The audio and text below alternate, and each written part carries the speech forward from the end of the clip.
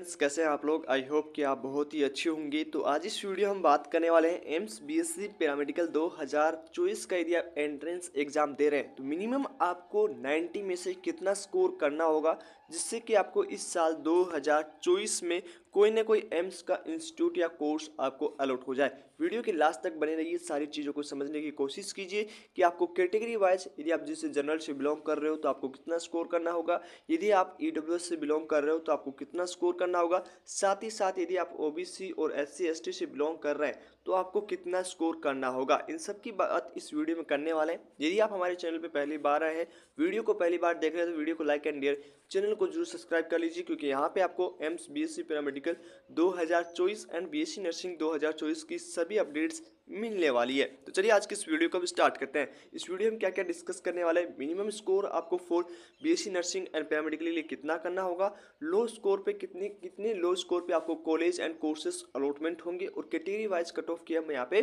बात करने वाले हैं।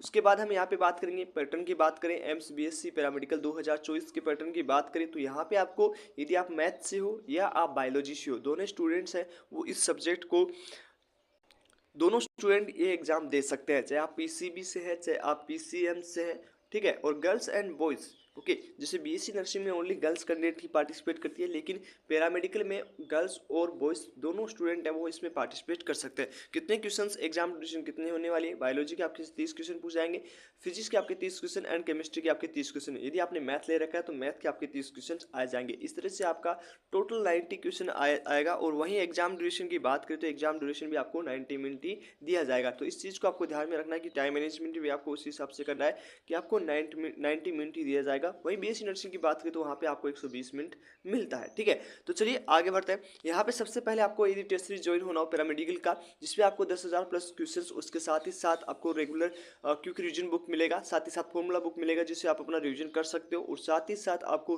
प्रतिदिन आपको यहाँ पे टेस्ट मिलने वाला है। लगभग 63 पेपर कंप्लीट हमारे हो चुके हैं, जो हमारे चैनल पे भी आपको मिल जाएंगे, और इन सब की पीडीएफ आपको हमारे ऐप पे मिल जाएगी। अभी आपको ये सब चीज़ें 499 में अवेलेबल है। और साथ ही साथ इसके बारे में कोई और इन्फॉर्मेशन चाहिए, टेस्ट सीरीज ज्वाइन होना हो, कैसे ज्वाइन होना है, वो आपको बता दिया जाएगा। इस नंबर पे, व्हाट्सएप नंबर पे कांटेक्ट कर सकते हो। वहाँ पे आपको ऐप का लिंक मिल जाएगा और साथ ही साथ क्लास कोड वगैरह मिल जाएंगे। वहाँ से टेस्ट सीरीज आप ज्वाइन हो सकते हो, ओके। और इन सब का चार्ज आपको 499 ही रहेगा, ओके।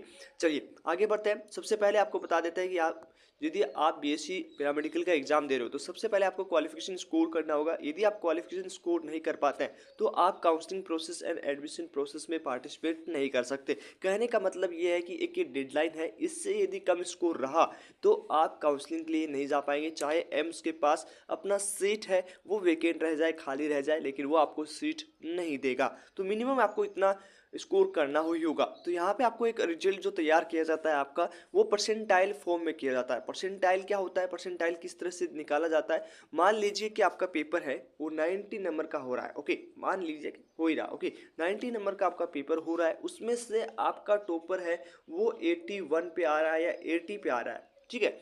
तो जो स्टूडेंट 80 पे आ रहा है, जो आपका टॉपर है, ठीक है, उसको 100 परसेंटाइल मान लिया जाता है। 100 परसेंटाइल उसको मान लिया जाता है और उसके बेसिस पे आपको यहाँ पे स्कोरिंग की जाती है, आपका परसेंटाइल दिया जाता है। तो ये डिपेंड होता है आपके टॉपर पे। हर साल ये चेंजेस होते रहते हैं, ठीक है। यदि आपका टॉपर कम स्कोर पे रहेगा, मान लीजिए पेपर हार्ड रहा, तो आपका टॉपर नीचे आ जाएगा, मतलब आपका टॉपर 75 रहेगा, 76 रहेगा या 78 भी हो सकता है।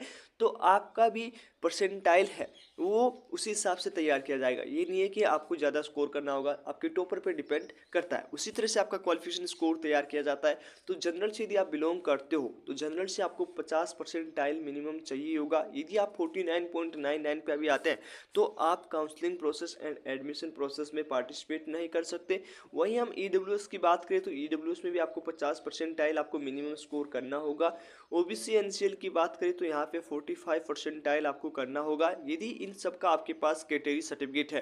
यदि आपके पास सेंट्रल गवर्नमेंट का कैटेगरी सर्टिफिकेट नहीं है, वैलिड डेट में नहीं है, तो आपको इन सब का बेनिफिट नहीं मिल पाएगा और आप सभी की काउंसलिंग है वो जनरल कैटेगरी से हो जाएगी। और जनरल कैटेगरी से जब काउंसलिंग होगा तो मिनिमम स्कोर है वो आपको 50 परसेंटाइल करना होगा और कट ऑफ पे काफ़ी इफेक्ट पड़ता है।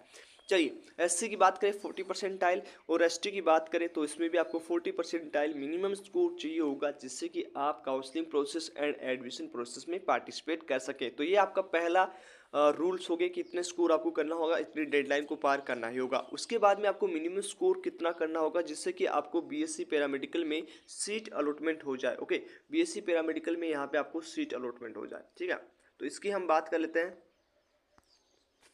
यदि आप जनरल कैटेगरी से बिलोंग करते हो तो जनरल कैटेगरी से आपको 55% आपको क्वेश्चंस है वो सही करने होंगे, मतलब आपको 55 स्कोर करना होगा जिससे कि आपको इस साल 2024 में कोई ना कोई कोर्सेस अलॉटमेंट हो जाए। ओके, वहीं हम ईडब्ल्यूएस की बात करें तो ईडब्ल्यूएस में आपको 50 यदि आपने 50 स्कोर किया तो आपको 100% सीट अलॉटमेंट हो जाएगी। ओबीसी एनसीएल की बात करें तो यदि आपने 48 स्कोर किया तो यहाँ पे आपको 100% सीट अलॉटमेंट हो जाएगा। एससी की बात करें तो वहाँ पे आपको 40 स्कोर भी यदि आप करते हो तो यहाँ पे आपको 100% सीट अलॉटमेंट हो जाएगा, कोई ना कोई कोर्सेस आपको अलॉटमेंट हो जाएंगे। तो मिनिमम इतना स्कोर आपको करना ही होगा, तभी आपको इस साल 2024 में बीएससी पैरामेडिकल का कोई ना कोई कोर्सेस है वो आपको अलॉटमेंट हो पाएगा। ओके, तो ये चीज़ आपको समझ में आ चुकी है। यहाँ पे लो स्कोर पे कौन सा कॉलेज अलॉट होता है तो आप सभी को पता होगा कि जैसे कि एम्स बीएससी नर्सिंग की बात की तो वहाँ पे आपको 17 कॉलेजेस होती है जो आपका बीएससी नर्सिंग का कोर्स करवाती है, बट पैरामेडिकल में ऐसा नहीं होता है। पैरामेडिकल में कुछ इंस्टीट्यूट है वो आपका बीएससी पैरामेडिकल का कोर्सेज करवाती है। चलिए एक बार देख लेते हैं कौन कौन सी कॉलेजेस है वो बीएससी पैरामेडिकल का कोर्स करवाती है।